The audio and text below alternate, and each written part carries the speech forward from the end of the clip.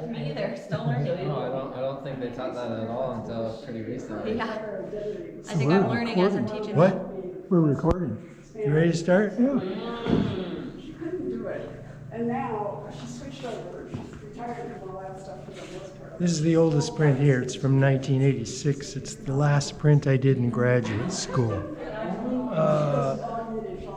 They had just cut the air conditioning ducts out and they were copper, so we grabbed them. You can see there's some rivet holes and stuff. Anyway, this friend of mine used to make fun of this other guy who used to say when he graduated, "Last chance to party with the seniors." So this is called Last Chance because we're going to graduate. But it's called Last Chance for a different reason. The reason being we had gotten in a little trouble in school, so it was going to be the last chance to get us in trouble. Okay. This print has the best title of all the prints. This is called Smartass Dumbass. And someone asked me what it's about, and what it's about is I am a world-class smartass, but I'm trying to stay married. That kind of no passion. Well, just, I don't know, like I can't work with people that don't have. This building isn't there anymore. It was over on Gilbert Street. Actually, the parking lot itself used to hold the building. And my painting studio when I was a senior was in this parking lot.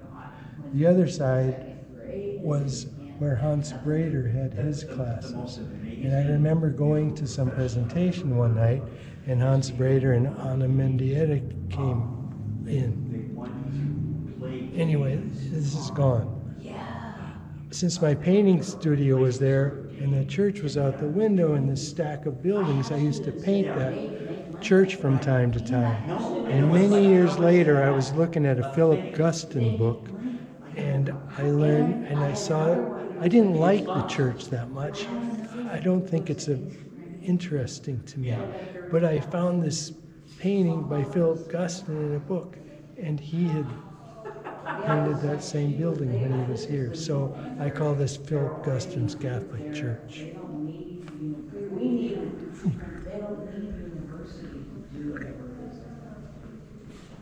Right? I mean, they're already doing it. When I first went to graduate school, I thought that we thought what we needed to do was we needed to send to all these competitive shows. So we were doing big prints and color prints, and in those days we were to get in these shows. We would have to compete with the old guys, the World War II guys, Keith Acapole, who taught at Iowa, William Walmsley, and we thought we needed to work big, and so we did. Now the damn metal is so expensive, I don't know what we would do. Anyway, what I'm most interested in probably is drawing. And I think, it's a wonderful thing. We don't have to chop wood all day or go hunting all day. We have a grocery store and jobs, so we have some free time. In my free time, I like to draw. I think it's a luxury. What's really a luxury is when you have somebody to draw. Oh, that's the greatest luxury there is, to draw someone else. But you can't draw someone else all day and all night. They don't want to sit there for you. So I try to draw in 20 or 30 minutes. And I often draw these people twice, so that's a little different information for me to combine. And I can work on this. I can wake up in the morning, I can work on this print. I can work on this print for 15 minutes before I go to bed. And it gives me something to do besides watching TV and drinking, which I like, but not enough to do all the time. At some point, we figured out what the biggest prints, UPS raised their sizes. So we were sending the biggest prints we possibly could through the mail.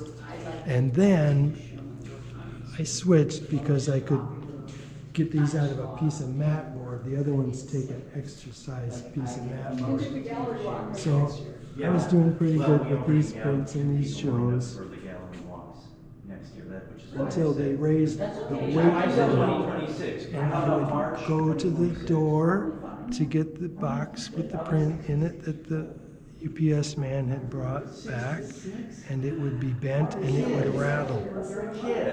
So the weight limits just, I had to quit working that big, and that's why I switched back to these 16 by 20 linoleums.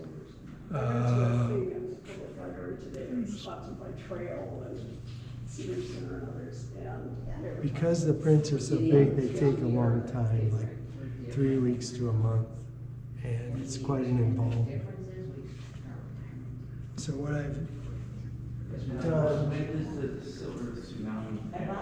you know, Rembrandt prints are small, but there's nothing better. So in order to, I like to make small prints. They're fast. And what I've just figured out is if I put them all together in an artist book, people take it as seriously as though it was a big print.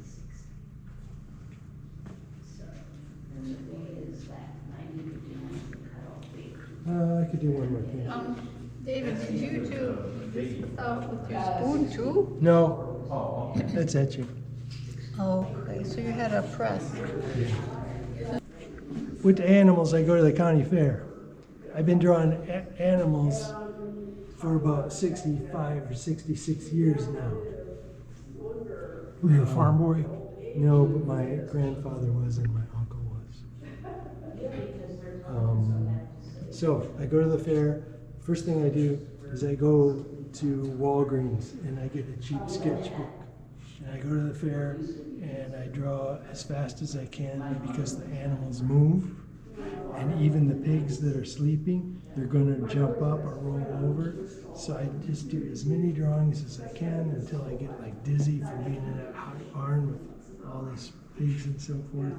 And I take the information from each of the drawings, the best information, I combine them to make the drawings for the prints. The best story I have some good, okay. I draw in public. I have this little tiny sketchbook and the little short pencils. I don't want people to know I'm drawing in public.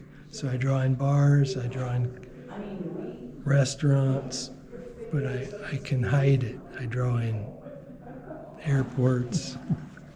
But at the same time, I think, you know, kids need to see that people draw, that it's a normal, natural thing. We're not just made to play video games.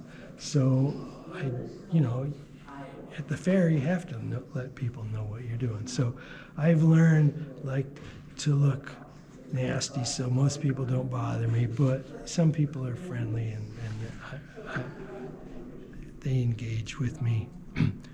So one day I'm up in Spirit Lake where my mother lived, and there's a donkey, a baby donkey in this pen, which to me is like this great opportunity. So I'm drawing this baby donkey, and in the meantime the donkey's mother is walking in circles around this pen, like nervous to have her baby donkey in there. And this little girl comes up to me, and she's missing a tooth, so my mother thinks she must be about 7. And the little kid says, "Are you drawing the donkey?"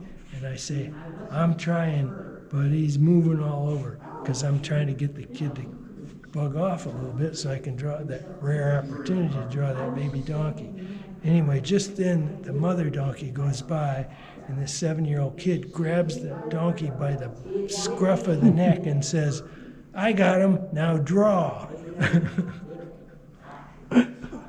That's my whole routine. That's it? Yeah. What about these? Just a quick little, we'll just pan over. Okay, no, there is something I wanted to say about this, which is I've taken to doing this for quite a while. I have 50 or 100 of these things. You know, people like Van Gogh was all a landscape guy. Edward Hopper was all a landscape guy. But this is more actually the landscape we live in. It's interesting. A lot of these things, like this was an old Delco Remy factory. It's not there anymore. Anyway, so I've been putting these people in this landscape, trying to have the feeling that, you know, this is what it's like to walk on the street, although most of us just drive in our car. And I sometimes I'm worried. I've been doing this same composition for decades, and I worry that maybe I should change. But recently I was looking at a book of John Berryman poetry, and he had written 385 dream songs. So maybe I'm entitled to do 385. Nice.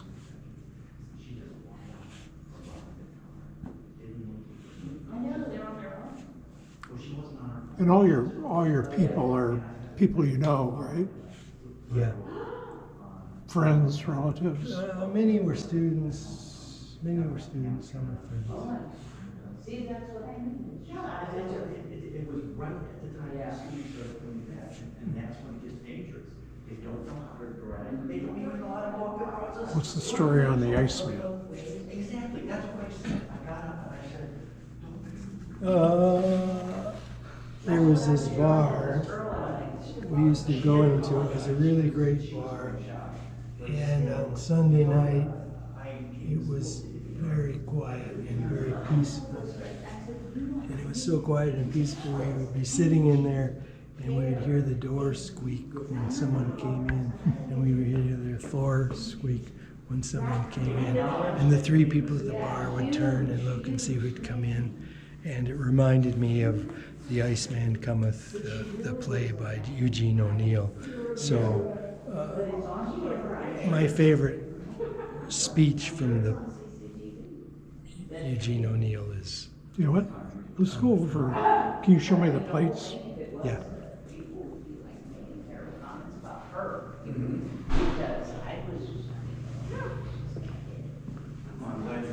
You're gonna edit it nicely? You're gonna edit it nicely? We'll see. It's pretty much all one. I might take out the parts where I'm talking. So etching, you know, you put a waxy ground on your zinc or copper plate, you draw through the ground, you throw it in the acid, which is diluted acid, like 10-to-1, and it will etch the lines.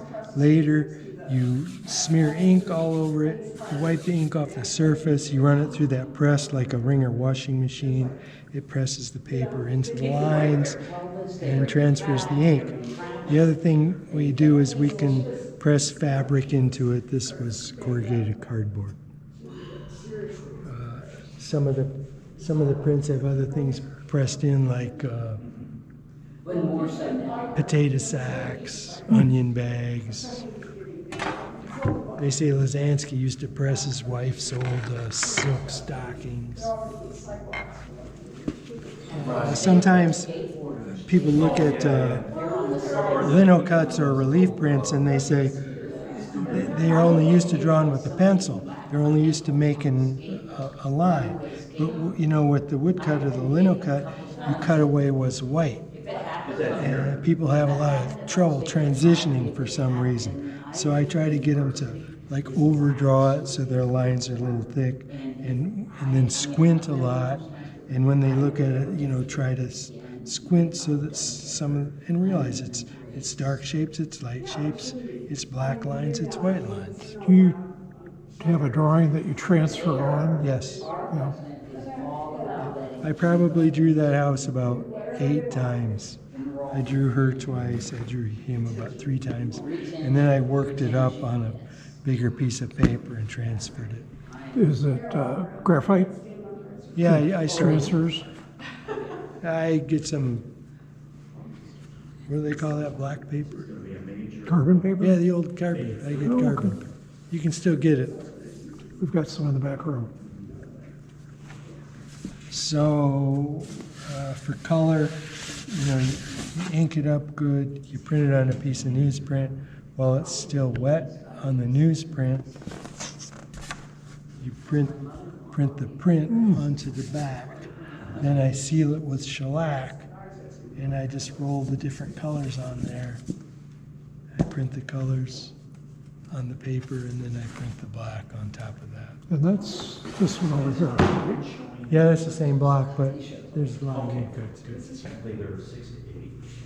If nobody else is coming in, This wine's great, no problem. Well, thank you, David. Yeah, thank you.